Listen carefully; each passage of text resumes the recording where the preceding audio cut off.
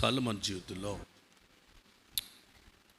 రాజుల మొదటి గ్రంథం 8వ అధ్యాయంలో 9వ వచనం చదివితే, ఇశ్రాయేలు ఐగుప్తు దేశం నుండి వచ్చినప్పుడు యెహోవా వారితో నిబంధన చేయగా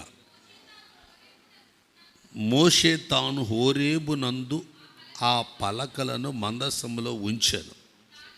దానిలో ఆ 2 రాతి పలకలు తప్ప మరి ఏమీ లేకపోయాను. పెద్ద మందిరం కట్టాడు సొలొమోను. కట్టిన మందిరంలో మందసం పెట్టాలి. కట్టిన మందిరం దేనికోసం? మందసం కోసం. జాగ్రత్తగా వినాలి మీరు. కట్టిన మందిరం దేనికోసం అండి? మందసం కోసం. మందిరం సుందరంగా కట్టాడు. మందసం తెచ్చి పెట్టబోతే మందసంలో ఉండవలసినవన్నీ లేవు. 2 రాతి పలకలు తప్ప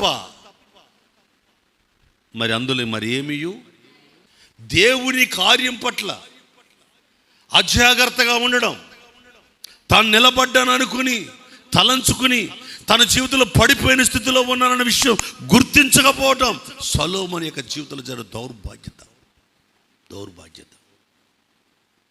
మందిరం ఎంతో సుందరంగా చూసుకున్నాడు తప్ప మందసంలో ఉండవలసినవన్నీ ఉన్నాయా? అది లేకపోవటం వల్ల రాతి పలకలు ఉన్నాయి కదండి. రాతి పలకలు అంటే అది కేవలం మనుషుడు మోసే రాసిన, చేత్తో రాసిన పలకలు మాత్రమే. దేవుడు రాసిచ్చిన పలకలు ఆల్రెడీ పగలగొట్టాడు మోసే గారు. మందసములో మనిషి దేవుడే చెప్పాడు, కానీ రాసింది మనుషుడు. కానీ మనుషుడు చెయ్యని కార్యము 2 ఉన్నాయి. అది మన్నా, 2 చిగిర్చిన ఆరోను కర్ర. ఈ 2 మనుషుడు చేయలేదు. ఆ 2 కోల్పోయాడు. మనిషి రాసినవి తప్ప, మనుషులు ఆశించినవి తప్ప, మనుషుల కొరకు తప్ప దేవుడు కోరింది కనపడట్లేదు. అందుకే మిమ్మల్ని ఈ మాట చెప్తాను. మన్నా ఎవరు ఇస్తారు? మనుషులు ఇచ్చారా? మనుషులు పండించారా? పంట వేసారా? అదేనా బయట నుంచి వచ్చిందా? పోని పూరెండ్లు పెట్టాడా మందసంలో? లేదే. ఎబ్రీ గ్రంథకర్త అయినా ఏమంటే పౌలు భక్తుడి దగ్గరికి వస్తే అక్కడ 9వ అధ్యాయంలో 4వ వచనంలో చెప్తున్నాడు, ఆ మందసములో మన్నా, ఫస్ట్ ఆఫ్ ఆల్ మన్నా.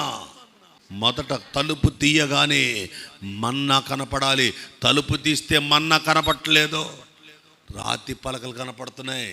వినేస్తున్న వాక్యం రాసుకుంటున్నాం, పట్టుకెళ్ళిపోతున్నాం. ఎన్ని సంవత్సరాలు వినేస్తున్నావో, కానీ మన్నా మాత్రం లేదు. మన్నా అనగా పరిశుద్ధాత్ముడు.